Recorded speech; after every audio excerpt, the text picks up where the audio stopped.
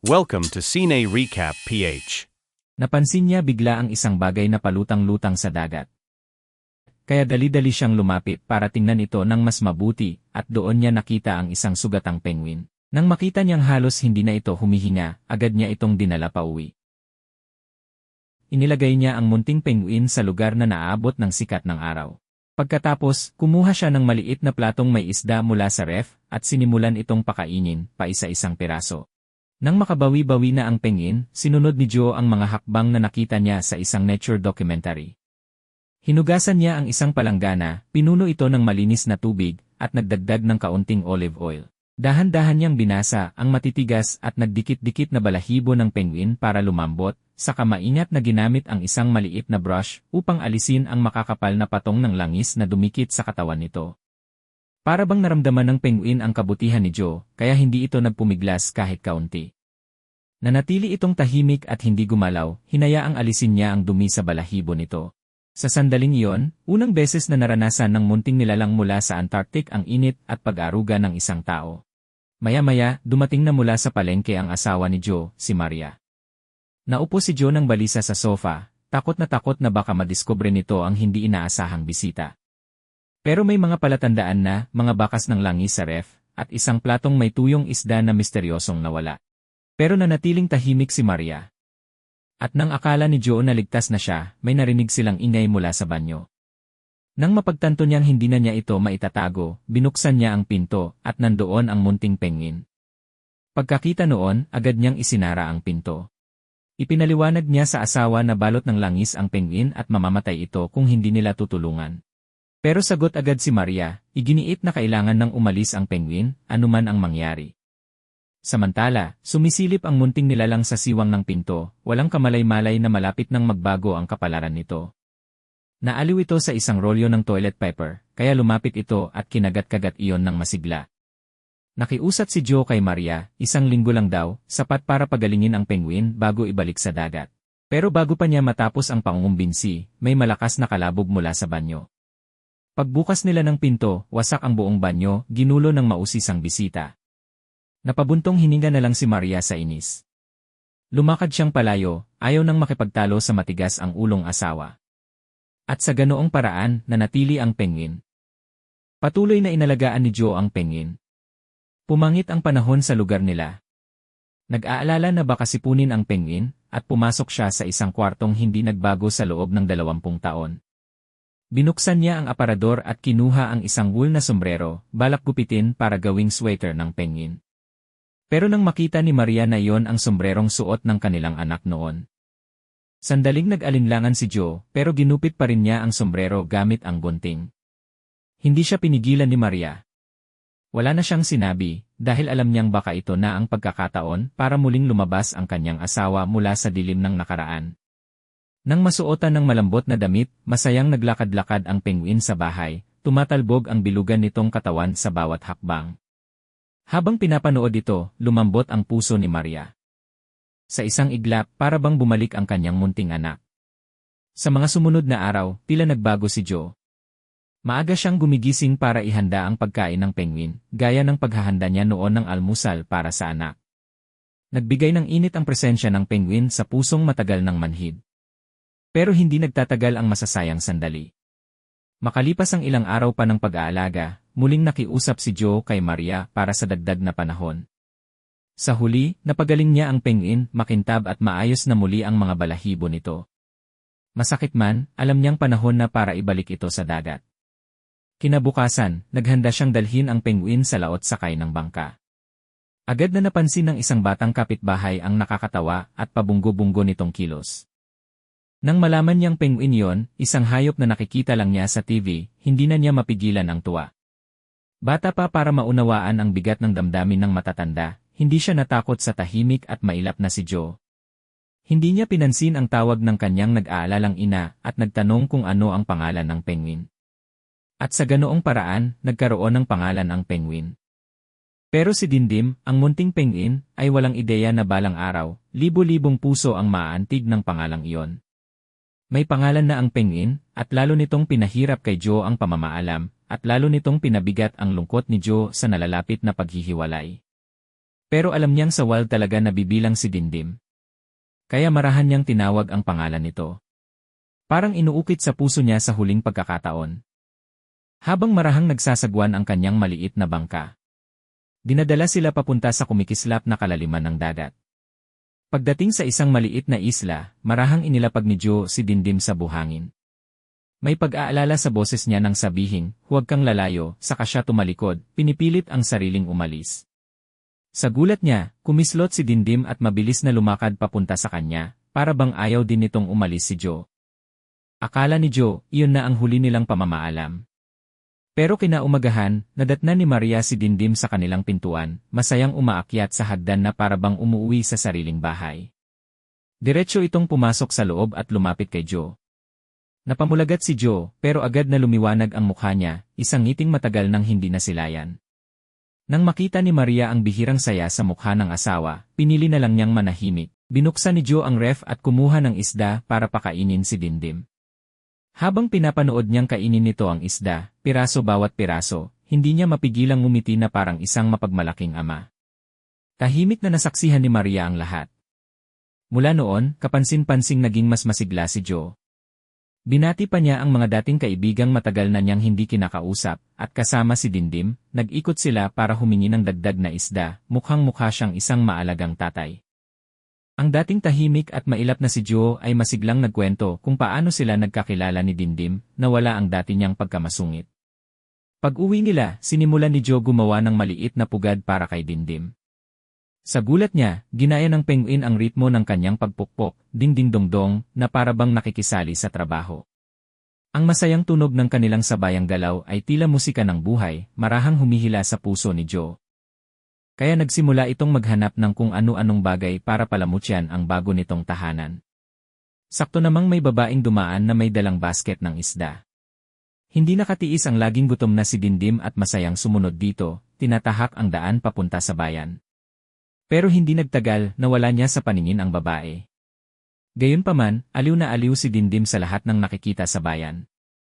Gaya ng isang batang mausisa, nilaro nito ang isang bisikleta sa gilid ng kalsada. Maya-maya, naaliw naman ito sa mga manok at pato, nagdulot ng kaguluhan sa kalsada. Pero nang humarap ito sa isang mukhang mabait na dilaw na aso, alam nitong hindi dapat makipag-away.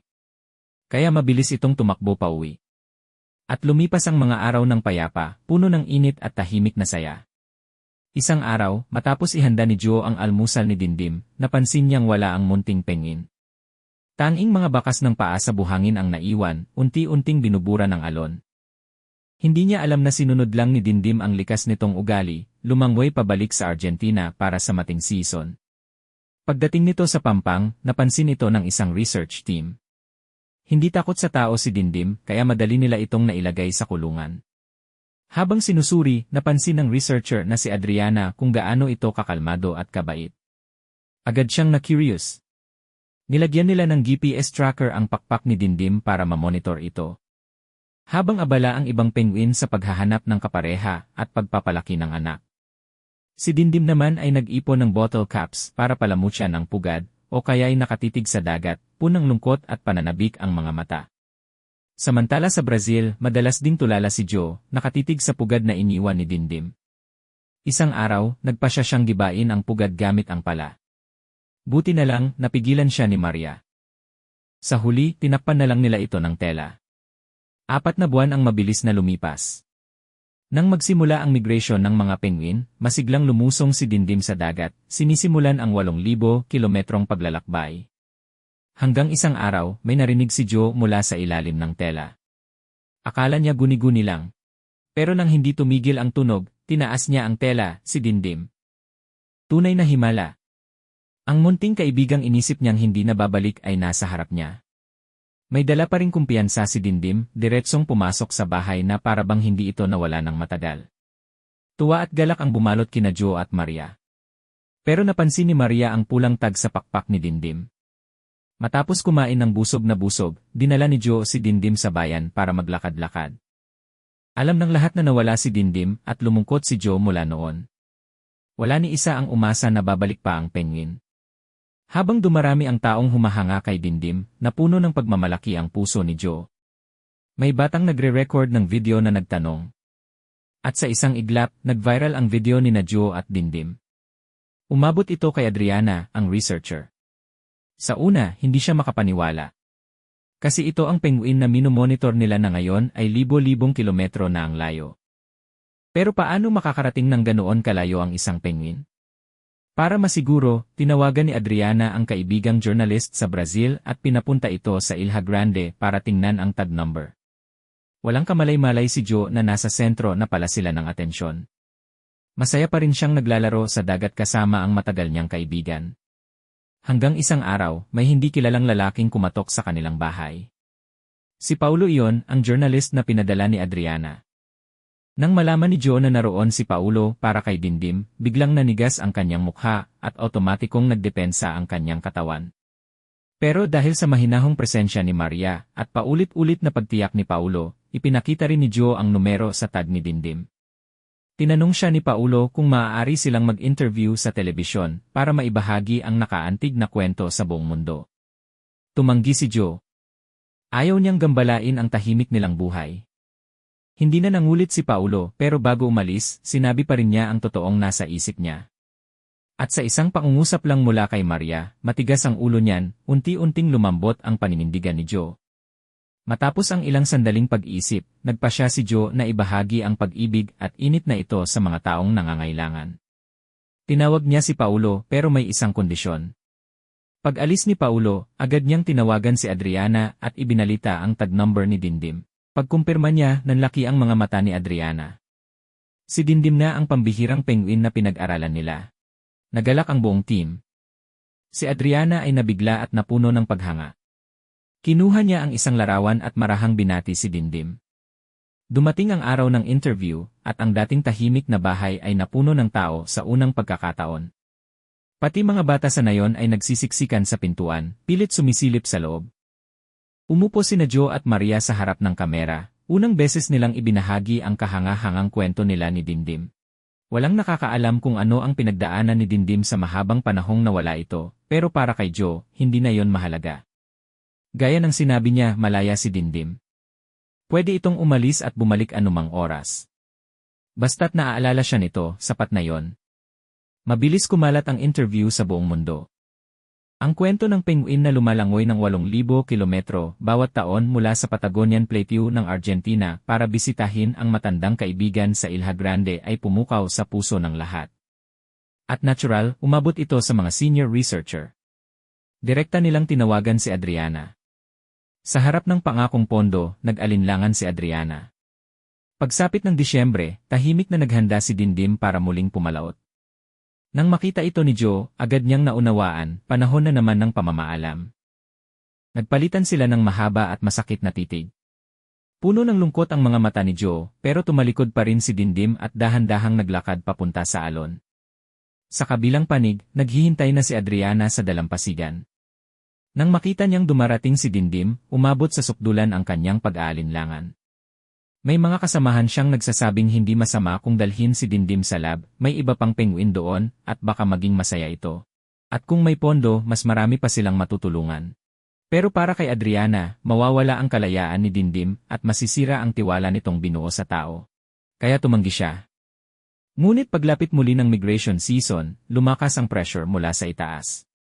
Nanganganib ang pondo at halos tumigil ang kanilang pananaliksik, kaya napilitan si Adriana. Ikinulong nila si Dindim, handang ipadala sa Central Research Lab. Samantala, sa kabilang panig ng dagat, abala si Joe sa paghahanda para sa pagbabalik ni Dindim.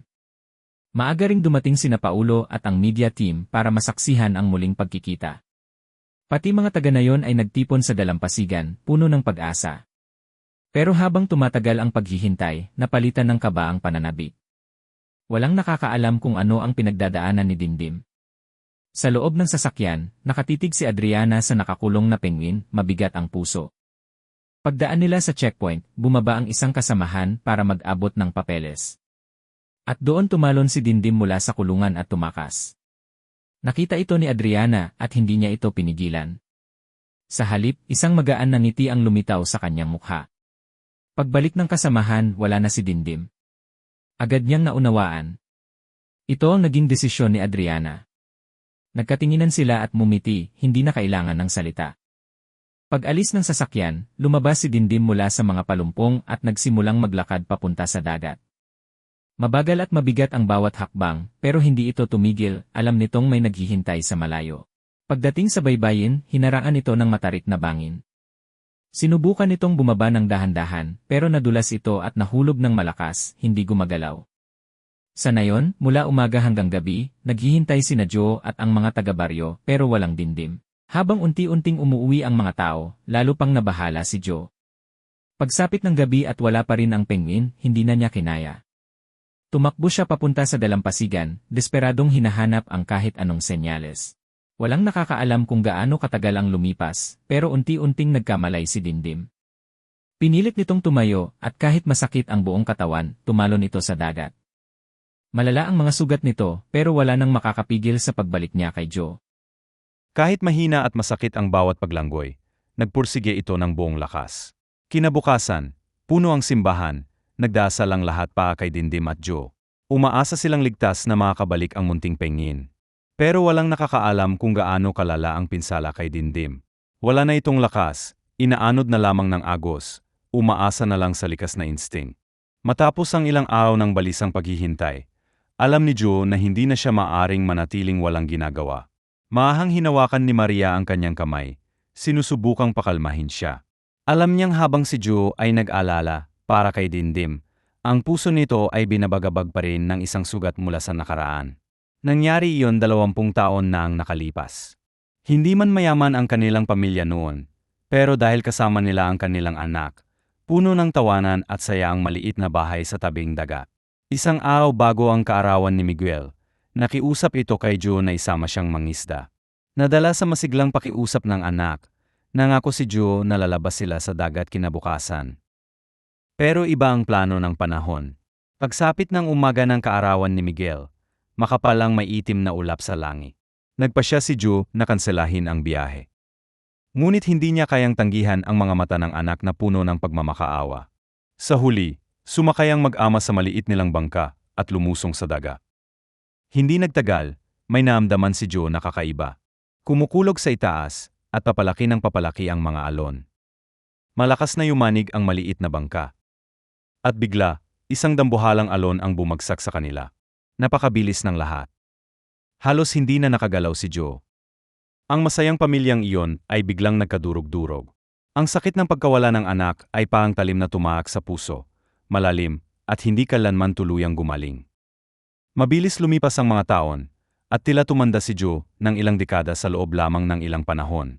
Maliban sa pagpunta sa dagat para mangisda, ginugol niya ang kanyang mga araw sa pagsagwan ng maliit na bangkang kahoy, hinahanap ang kahit anong bakas ng anak. Naging tahimik siya at malayo sa lahat. Kapag sinusubukan siyang kausapin ng mga kaibigang tulad ni Oscar, lumilingon lang siya palayo. Hindi niya mapatawad ang sarili. At ngayon, ang nangyayari kay Dindim ay parang inuulit ang trahedyang iyon. Muling binubuksan ang sugat ng nakaraan. Alam ni Maria ang lahat ng naaamdaman niya. Sa tahimik niyang suporta, nagpasya si Joe. Sa kabila ng dilim ng gabi, pinuntahan niya si Oscar. Hindi nag-atubili si Oscar. Agad niyang ipinahanda ang isang bangka. Sa ilalim ng gabi, pumalaot sina Joe at ang kanyang mga kaibigan. Bawat bangka ay tila munting ilaw na humahabol sa marupok na hibla ng pag-asa. Sa malamlam na gintong liwanag, paulit-ulit na tinawag ni Joe ang pangalan ni Dindim. Umaalingaw-ngaw sa mga alon, habang lahat sila'y umaasa sa isang himala. Ngunit matapos ang buong magdamag na paghahanap, wala pa ring bakas ni Dindim. Unti-unting nawawala ang konting pag-asa ni Joe. Nang makita ni Oscar ang sakit sa kanyang mga mata, iminungkahi niyang silipin pa ang kabilang panig ng isla. Kaya't nagpatuloy sila hanggang sumikat ang araw. Marahil ang pagsikat ng araw ang nagbigay ng bagong lakas kay Joe. Sa malambot na liwanag, may nakita siyang maitim na hugis sa malayo. Hindi na niya hinintay pang lumapit ang bangka. Tumalon siya sa nagyayalong tubig at lumanggoy papunta roon. Sa sandaling iyon, parang naubos ang lahat ng lakas ni Joe. Matapos iabos si Dindim kay Oscar, halos hindi na siya makatayo. Sa tulong ng kanyang mga kasama, nakabalik siya sa bangka. Pero hindi gumagalaw si Dindim. Mahigpit itong nyakap ni Joe, ang mga mata niya ay puno ng pighati, ng pagdadalamhati, ng isang amang humihingi ng kapatawaran. Pumatak ang kanyang mga luha, masakit at malalim. Wala siyang nagawa kundi manalangin. At marahil, naantig ang langit sa kanyang wagas na pagmamahal, dahil biglang kumislot ang mga mata ni Dindim. Sabay-sabay silang bumuntong hininga. Bumalik si Dindim. Ang luha ni Joe ng dalamhati ay naging luha ng tuwa. Sa sandaling iyon, ang lungkot sa kanyang puso, ang bigat na matagal niyang pasan, ay unti-unting kumalas. Natuto siyang pakawalan ang nakaraan. Muling napuno ng tawanan ang kanilang tahanan. At makalipas ang 6 na buwan, malusog at masiglang na si Dindim at handa na sa pabalik sa Argentina. Gaya ng nakasanayan, lumingon muna ito kay Joe bago tuluyang lumubog sa daga. Totoong kwento ito mula sa Brazil. Sa tunay na buhay, nagkakilala sina Joe at Dindim noong 2011. Ngunit matapos ang 2018, hindi na bumalik si Dindim. Naniniwala ang mga researcher na baka nakahanap ito ng kapareha at nagsimulang bumuo ng pamilya, pansamantalang tinapos ang pambihirang ugnayan nila ni Joe. Pero higit pa ito sa kwento ng pagkakaibigan. Isa itong paghilom, isang muling pagtuklas sa kahulugan ng buhay. Matapos mawala ang anak, nalugmok si Joe sa pinakamadilim na bahagi ng kanyang buhay. Akala niya'y doon na matatapos ang lahat, hanggang dumating si Dindim at binago ang lahat. At kahit umalis si Dindim, natutunan na ni Joe ang magpaalam. Sa mahabang kwento ng buhay, ang pagbabago ng mga panahon ay may dalang tahimik na talinghaga. Ang mga dalisay na pagkikita, gaya ng hamog sa umaga, ay mga regalong itinago ng tadhana sa tiklop ng panahon. At kapag lumingon tayo mula sa gilid ng nagbabagong panahon, naunawaan natin, bawat tamamaalam sa dapitapon ay paghahanda para sa pagsikat ng mga bituin. Ang yaman ng buhay ay hindi nasusukat sa mga bagay na hawak natin magpakailanman, kundi sa kung paano natin hinahayaang maging binhi ng bagong simula ang abo ng paghihiwalay. Nawa ay nagustuhan nyo ang kwento ni Joe at Dindim. Maraming salamat sa panonood. Kung nagustuhan mo ang recap na to, huwag kalimutang i-like, i-share, at mag-subscribe para lagi kang updated sa mga susunod na kwento.